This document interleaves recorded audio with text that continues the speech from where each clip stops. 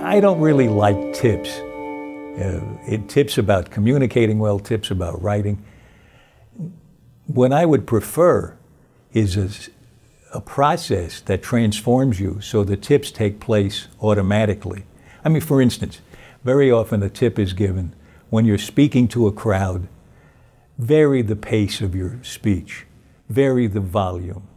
Well, those are two good things, but if they happen mechanically, it gets to be kind of boring. Some people are encouraged when they're coached, at this point, leave where you're standing and walk over there and take a pause. Well, maybe that makes sense in terms of how it's written. At the end of that paragraph, you want to make a space before the next paragraph. But it doesn't necessarily make sense in terms of how you're talking and relating to the people you're talking with. That relating to them should be the source of a pause, the source of moving.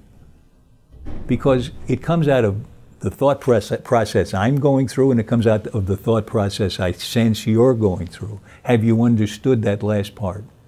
So now I'm thinking, if you have, what's the next thing that I can tack on to that that'll mean something to you? And if you haven't, should I clarify it a little more? So there's a dynamic relationship between us that leads to a change in pace, to a change in volume, and that kind of thing.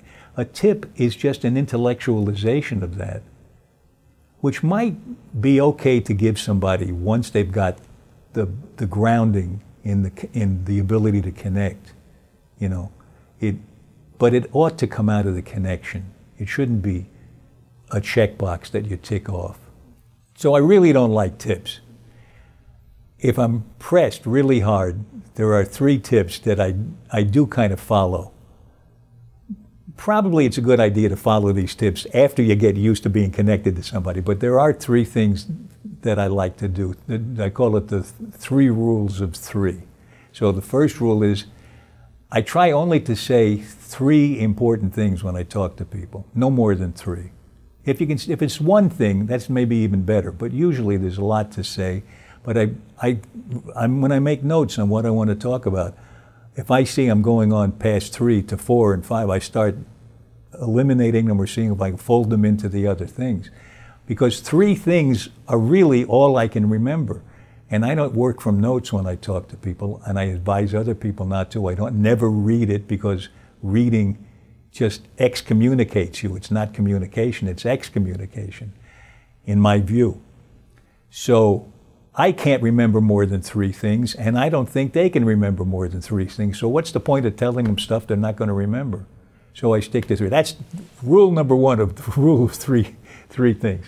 The second rule is, if I have a difficult thing to understand, or something I think is not going to be that easy to get, I try to say it in 3 different ways, because I think if you come in from different angles, you have a better chance of getting a 3-dimensional view of this difficult idea. So I try to say it 3 different ways.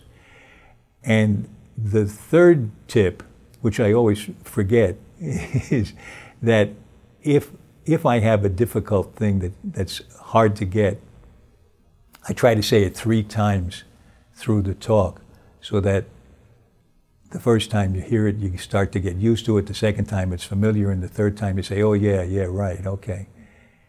So now, I do follow those 3 tips, but I don't think I'd tell somebody, you're going to get up to talk, here are 3 tips to remember. It's a process. You got to get transformed into being a better communicator. You got to go through steps where it's like going to the gym. Only it's a lot more fun than going to the gym, because it involves connecting with another person, and we're built to connect with another person. In spite of the fact that we often avoid it, it actually is fun when we get into that position. So if we can get ourselves transformed into liking connecting with the audience we're talking to or writing for, then these tips will happen automatically, or finally we'll be able to put them to work in terms of that transformed way we have of connecting. It really feels good.